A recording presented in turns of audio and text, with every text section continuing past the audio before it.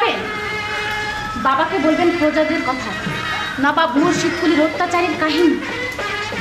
আসুন, দেরি করবেন না।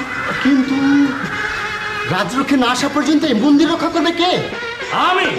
মুস্তাক ভাই? কোনো ভয় নেই ভাইজান, এই মুস্তাক আলী জিন্দা থাকতে কারো তাকত হবে না এই মন্দিরের সামনে আসতে। কিন্তু জাহান্নামে যাক তোমার কিন্তু। মুস্তাক আলী জিন্দেগিতে কোনো কিন্তু নেই, দিলে তার কোনো দুর্বলতা নেই। তুমি নিশ্চিন্ত হয়ে রাজবাড়ি যাও। আব্বাসী তামাম গা জাগিয়ে দিয়েছে, হাতিয়ার নিয়ে ছুটে আসছে হাজার হাজার হিন্দু মুসলমানের দল। আমি পাথর মাফিক তোমার এই জায়গায় দাঁড়ালাম। আশ্চর্য, হিন্দুর মন্দির রক্ষা করতে ছুটে আসতে মুসলমান জওয়ান, এটা কোন দেশ?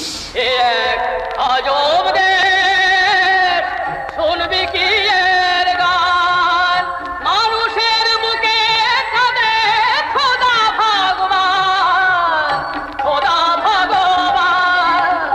এ পাড়াতে বাজনা বাজে আজ দেবতার পূজা, ও পাড়াতে ঈদ মোবারক সবাই রাখে রোজা।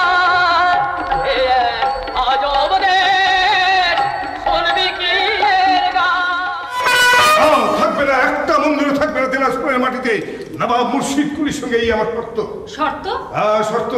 তাকে আমি গোপনে সাহায্য করব, আর তার বিনিময়ে তিনি আমাকে দেবেন দিনাজপুরের রাজ সিংহাসন।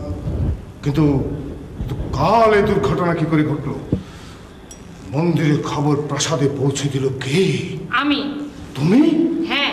কিন্তু তুমি মন্দিরে গিয়েছিলে কেন? তুমি কি হিন্দু নাও? ব্রাহ্মণকুলে জন্মাওনি? জানো না হিন্দু মেয়েরা মন্দিরে গিয়ে পুজো পুষ্পাঞ্জলি দিয়ে স্বামী সংসারে মঙ্গল কামনা করে? জানি, কিন্তু মানি না।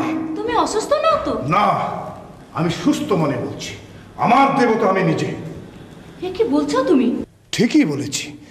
পাথরের পুতুল যদি দেবতা হতো তাহলে অনন্ত নারায়ণের বাবার সিংহাসনে উদয় নারায়ণ বসতে পারতো না। ও বুঝেছি, সেই জন্য দুর্ঘটনার কথা শুনেও তোমার মুখে কোনো চিন্তার ছায়া পড়লো না। কোনোদিন পড়বে না। শয়তান মোল্লা স্বরূপ যদি মন্দিরে উঠতো, উঠতো, আলীবর্দী যদি দেবীকে ধরে নিয়ে যেত, খুশি হতাম। তুমি স্ত্রী হয়ে, সহধর্মিণী হয়ে স্বামীকে অপমান কি করে তুমি সহ্য করতে পারো? নারী হয়ে দেবীর পুরুষের মতো আচরণ গায়ে লাগে না তোমার? কোথাকার কে এক লম্পট যুবক ধূর্যটি মঙ্গলকে ধরে নিয়ে এসে কাল সারা রাত ধরে প্রাসাদে দাপাদাপি করেছে, সে খবর রাখো? রাখি। কিন্তু এত অনাচার দেখেও কি আমাকে চুপ করে থাকতে হবে? না, আদিত্য, চুপ করে থাকা অন্যায়। এই কথাটা তোর বৌদিকে ভালো করে বুঝিয়ে দে। হ্যাঁ বৌদি, তুমি আমি দাদা আমরা সবাই মিলে আনন্দ করব। আনন্দ? হ্যাঁ দাদা।